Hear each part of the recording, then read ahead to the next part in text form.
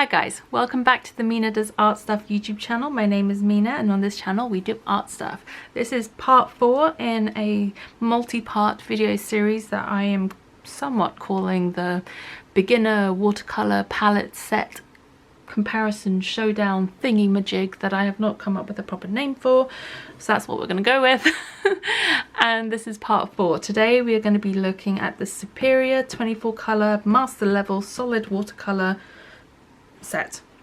It is classed as being an artist transparent watercolor. It says fine artist watercolors. Now fine watercolors typically means student grade.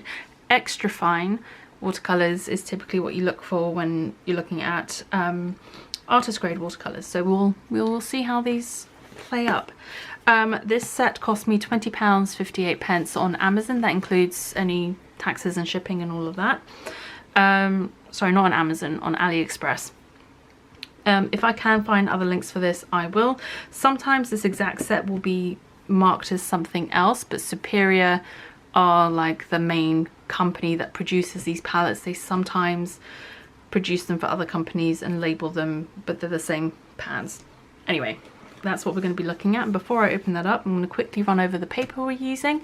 It is the same each time. It is the Arteza cold press 32 sheets watercolor pad, the Expert watercolor pad, 9x12, 140 pounds, 300 GSM, and yeah, it is not a cotton paper, so it is what would be classified as like a student grade paper. And I'm using this because I imagine if you're going to be using like student grade watercolors, you may be using student grade paper as well. So it's interesting to see how they react on the same paper. And we're using the same paper for all of our tests, so it's a comparable baseline. Okay, so this is the only set that we have that comes in a really nice sort of presentation box. So the top comes off like that. It comes with a lovely blue microfiber cloth. Now this is the only one that comes packaged like this, and I'm not entirely sure, but if I'm not mistaken, I think these tins come in different color options as well. So I imagine then that the cloth would change color to reflect that. And so I picked the really nice sort of tealy blue turquoisey color. Pan will come out. It has the thumb ring. This is pretty standard on metal palettes like this. And yeah, and we'll open it up. And it's got the one side with the bigger wells. This one is a bit unique. I've not seen many palettes like this where they have the 5 wells on this side. Typically it's just 4. And then you have all the little wells on the other side. And then here we have it. This set also comes with a swatch card, so you can swatch out the colors, which is quite nice. It has the company's numbering system as well as the name written underneath in English as well as in Chinese. And the rest of the information on the leaflet's in Chinese, so I can't really tell you what that says. The only initial thoughts, this side is fine, but you can see this side of the palette, this flap, really sticks up. Like that's with it touching the table and it just bounces right up. If I show you side on, you can see what I mean. Like that's not going to be great for mixing if it stays up like that. You might have to like bend it a few times to get it to stay flat. All right, there we go. That's better now. So yeah, now it rests on the table. So it just needed to be bent a bit into shape. And it's got a good sort of lip on this side, but even so you wouldn't want to be mixing really big wet washes because it could just run down because it's now on a downward slope like that. Yeah, you can always play around with it. And here's that end of that metal rod that I was mentioning before that you could, there, you can grab some pliers or a tweezer or something to pull that out if you wanted to remove the flap altogether. The pans come, they don't seem to have any sort of labeling on them at all. The wrapper on it though, it doesn't come double wrapped like the last set did. The last set had a paper wrapper and then a plastic wrapper. I'll get this to show you. Okay, so this is permanent lemon yellow. You have the company's numbering system on there, and then on the side you have You can see the pigment number there, PY3, and then right underneath it you'll see a little number. So this one says 7. Now I think it's a lot like with the Paul Rubens set, where the light fastness rating is from 1 to 8, 8 being the highest. So this one's a 7, which means it's pretty good. And if I'm not mistaken, this is just a sticky label. I'll show you what it is like with this one. Yes, it's just a sticky label that peels off. You have an extruded pan again in there. And so what I'm going to do, because these pans aren't labeled, is I'm just going to flip it over and put the sticky label on the bottom of the pan. That way it'll be easy to see what the colors are later if I need to take them out. Okay, I'm going to speed up this bit, do all the pans. If you remember from the last video, I gave the tip about making sure you push in the metal tabs on the side before you pop your pans in so they hold in place nicely. I'll be doing that as well, and then we'll get into it.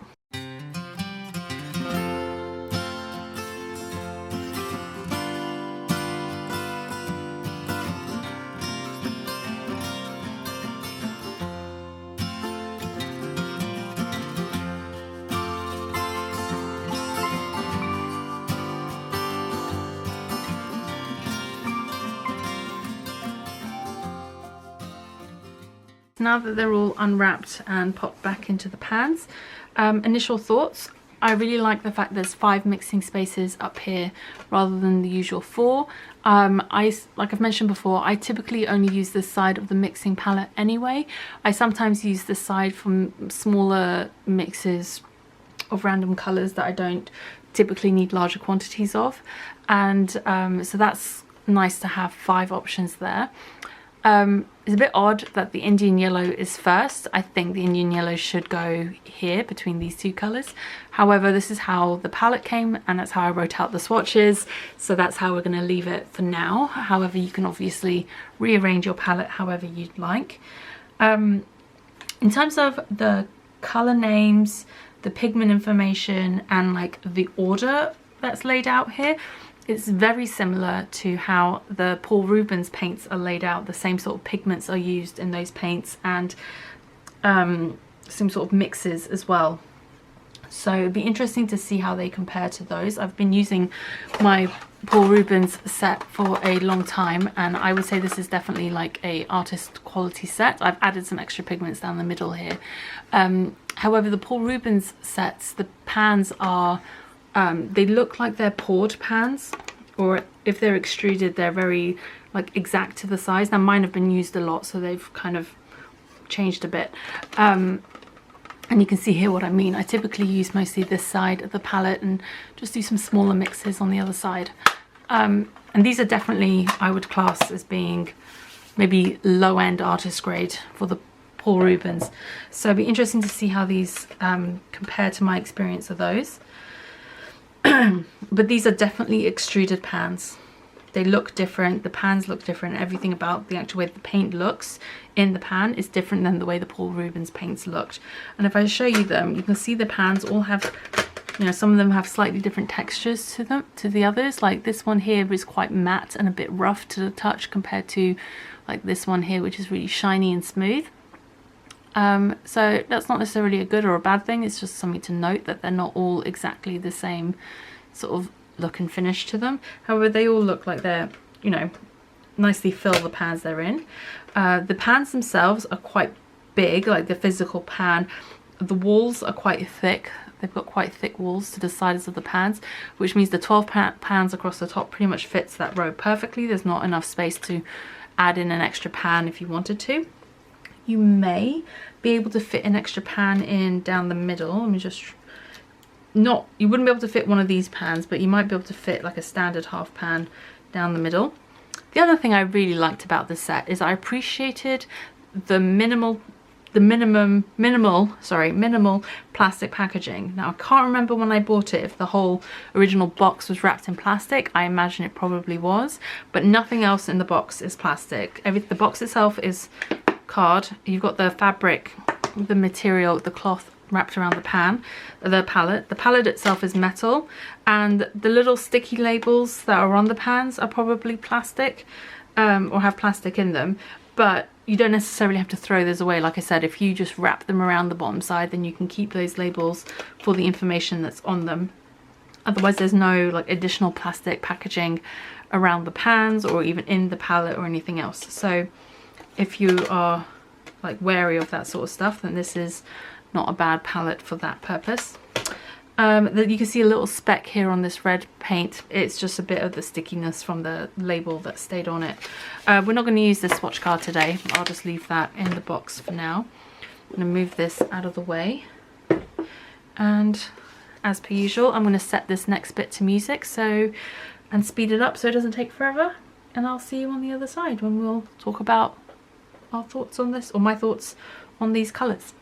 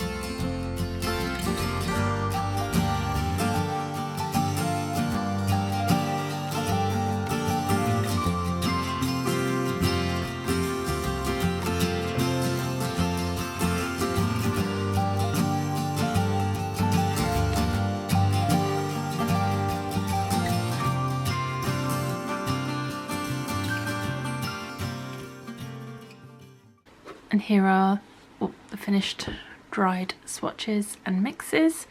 I'll do what I've done before and I'll run through the names and the colour and the pigment numbers.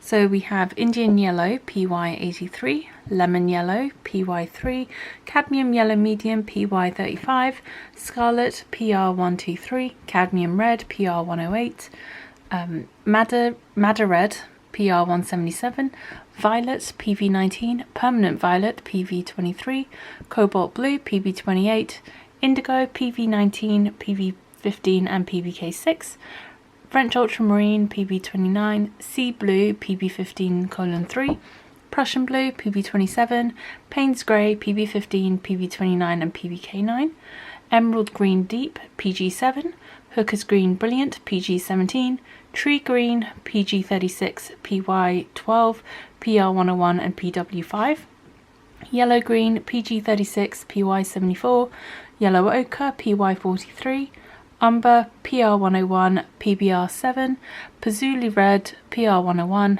Burnt Sienna PBR7, burnt brown PBR 7, ivory black PBK 9.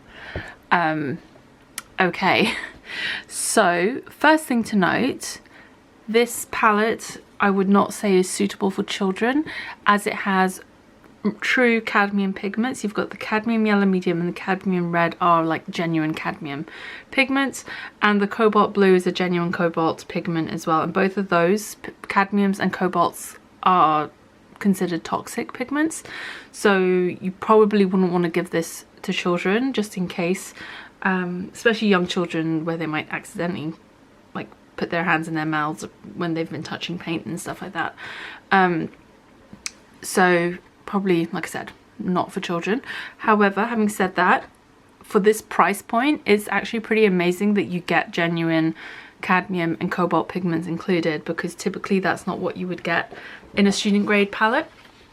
So there's that going for it. That's a positive.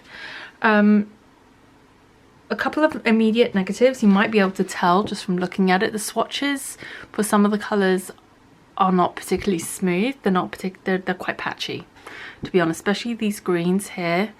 The browns, it's just not particularly nice. The reds swatched nicely, the yellows, the reds, and some of the blues at the top there were fine, but a lot of the colours in this second row are just very patchy and didn't dry very smooth like a lot of the other palettes we've looked at so far. In terms of the paints themselves, they re-wet harder. It was harder to re-wet them and get enough pigment out of them than the other colours. You'll have noticed in the swatching that there was a few times where I had to go back to the pan and scrub a bit more to get a bit more pigment, to get a proper saturation on the paper. So there was that. Also, when I was rubbing my wet brush over the pans, and I don't know if you'll be able to hear it, but let me bring it up to the camera, see if you can hear it. You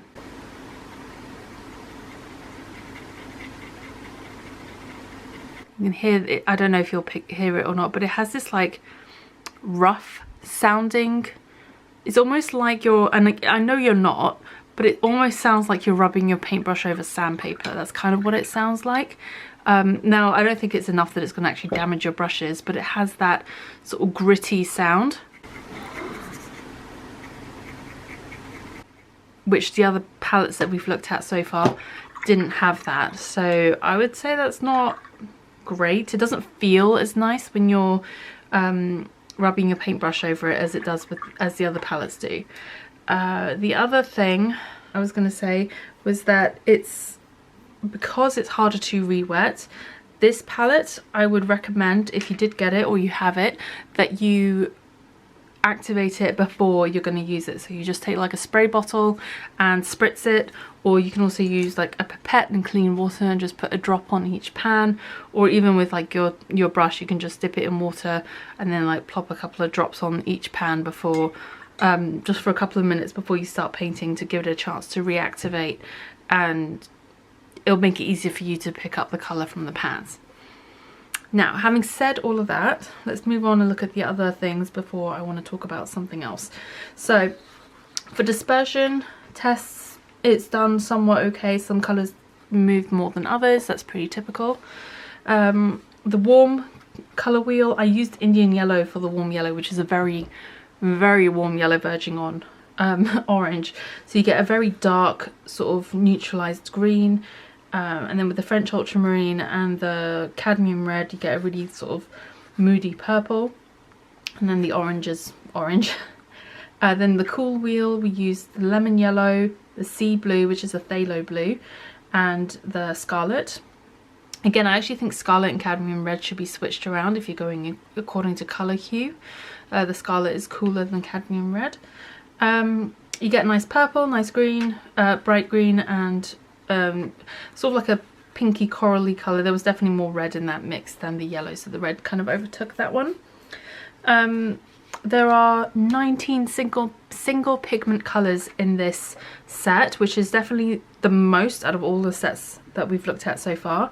There's 1 double pigment, 3 triple pigments, and 1 quadruple pigment mix, which is the tree green, which is a bit odd because it includes a white pigment, so I'm a bit confused why the green has white in it, but anyway, that is what it is. So we have our green mixes here with cadmium yellow medium and Prussian blue. Then we have our neutralizing mixes. We've got scarlet and emerald green deep. So that creates some really nice darks down here. Then we have French ultramarine and what they called burnt sienna, which to me is more like a really weak burnt umber sort of colour, but you do get some decent greys. And then this is mixed with the one that they call umber, which is more, there we go, which is more of an actual burnt sienna sort of shade, and you get a range of greys with that one as well. If anything, I'd say these are definitely stronger, more saturated mixes than with the one they call burnt sienna, because it's quite a weak brown. The mixes are quite weak as well. Then we have the cadmium yellow medium and the permanent violet. Again, it's some nice sort of muted browns. And then we have the scarlet and French ultramarine, which again gives you some lovely shades of violet. Okay. Now, one thing you might have noticed me doing during the swatching is after I did the initial swatches, I pulled out my swatch card from my Paul Rubens set, which I showed at the beginning. So I hold it this way around, it's the same. So everything in the top and the bottom row are what originally came with this set. The ones in the middle are colours I've added later. But I wanted to go through because a lot of the pigment numbers and a lot of the names sounded really familiar. And I went through and checked, and pretty much it's an identical palette except for a few things. So this Superior palette, both palettes have the permanent, the pure lemon yellow, cadmium yellow medium, Indian yellow with the exact same pigments. Then the Paul Rubens has permanent orange red, whereas the Superior has the cadmium red. Both have the scarlet with the same pigment. Both have the madder red with the same pigment, although I will say the Paul Rubens madder red is more pigmented and definitely a more saturated colour than this one. Both have violet and permanent violet, cobalt blue, all the same pigments. They both have French ultramarine and sea blue as well. The Superior has indigo, which I don't really like this indigo, it's very black. Whereas the Paul Rubens set has sky blue, which is PP36. That's actually a cerulean pigment, so definitely a nice one to have. They both have Prussian blue, both have Payne's grey with the same pigment numbers. They have the exact same greens, just it's flipped. So we have the emerald green deep, Paul Rubens call it beryl green. Then we've got Hooker's green brilliant, tree green and yellow green are all the same pigments. Other than tree green has a couple of different pigments, but it's essentially the same colour. Both have yellow ochre, umber, patchouli red, burnt sienna, burnt brown, and the blacks are slightly different. The Paul Rubens has coal black and the Superior has ivory black. And also, sorry, the umber, the pigments are slightly different as well. But coal black is PBK7, so it's a more neutral colour, whereas ivory black PBK9 is a warmer colour black. So there's that. I found, whilst the browns in the Paul Rubens set aren't particularly great, they are definitely better than the browns in the Superior set. The browns I found, the burnt sienna and burnt brown in the Superior set are definitely on the weaker side, and it definitely took a lot to get some pigmentation out of them. Now, I went onto Amazon just now to check and see how much the Paul Rubens set is. I couldn't find this exact set that I got because I picked it up from AliExpress, but you can get the pink version of this set with the 24 pans with a small A6 size cotton watercolour sketchbook by Paul Rubens. You can get that set for £30 at the moment on Amazon here in the UK. And for this particular set by Superior, I paid, where was it? I wrote it down somewhere. I paid £20. So I would say, if it was me personally, if you could stretch for the extra few pounds, I would skip this and get the Paul Rubens, because the Paul Rubens is actually artist quality paint. These are not. These are distinctly student grade. I don't think the quality's that great. I would almost say, and we'll come do like the comparison at the end between all of them. I would actually say if you're comparing this with the Mungyo set, which we reviewed in the previous video, because both those sets came in like the tins and were more professional looking packaging. I would say the Mungyo is probably better than this one at the moment. We still have 3 other palettes to test out, so we'll see how I feel about that going forward. But I had high hopes for this set, I really did, but I'm not pleased by its results. I think it's one of those things, the patchiness in particular. Now this might be better if you're using better quality paper, cotton paper or something, but you know, I wanted to come at it as if I was a newbie to watercolour. When I was a newbie to watercolour, I wasn't splashing out money on expensive paper, not straight away. So, you know, I wanted to use a decent quality student paper as well. And this sort of thing, I would find really annoying, personally. This sort of patchiness is not what you want. You want to be able to get smooth washes when you want smooth washes. And yeah, I'm not, and also the texture of the pans when you're rubbing your brush over it, it just doesn't feel nice. I mean, a lot of those are fairly minimal, sort of like issues to have, but I do feel like it's one of those things where if you have a choice, then that's something that can feel a bit, you know, I feel like for the money you can pick a better option. And hopefully over the course of this series, you'll see that for the same sort of price, there are other options out there of student grade paints that might be better suited, that might be better quality than this set in particular. When I initially wrote out the pigment information and all of that, I was pleasantly surprised by how many of the paints were single pigment colors, because that's fairly rare in a student quality set to get lots of single pigment colors, as you've seen from the other videos. So to have 19 in this set was pretty amazing, but yeah, a little bit disappointed by the quality overall when painting with them. So that's my opinion on these. Let me know what you think. Have you tried these Superior watercolors?